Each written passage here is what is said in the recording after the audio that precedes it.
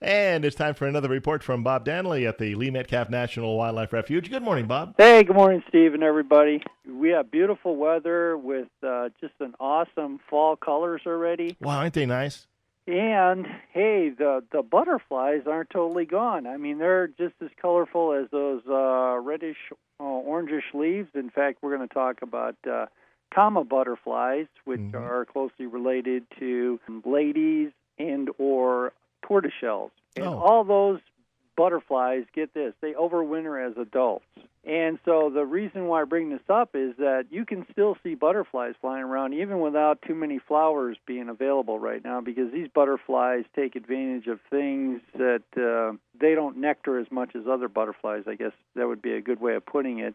They take up dung or juice from fruits.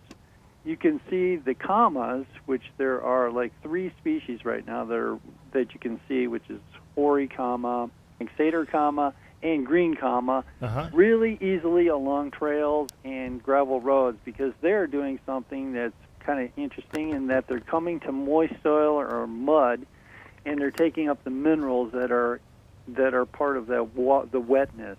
They're kind of like miners then at that point, right? Yeah. It's really kind of weird that that they require that to to prep for winter, so to speak.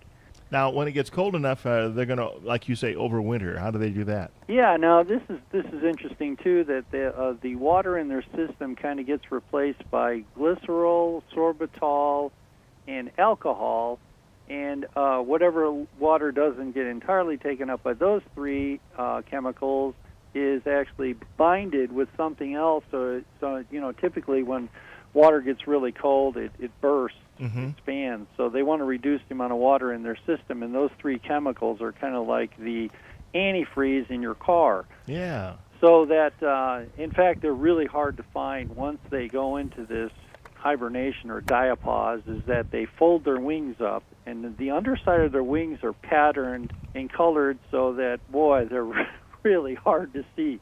But right now, when they're flying around, coming to these wet, moist soil areas, the upper part of the wing is really really orangish yellow color. It's just like eye-popping. It's just like it matches the theme of fall.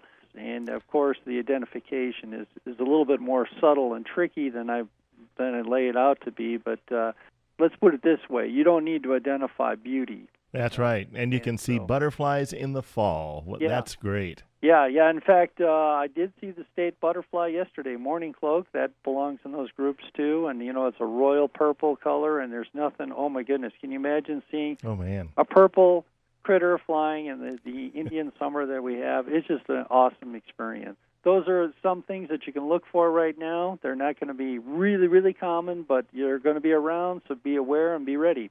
And you can head out to the Metcalf National Wildlife Refuge to see them. That's right, exactly. So everybody have a great day, okay? Thanks.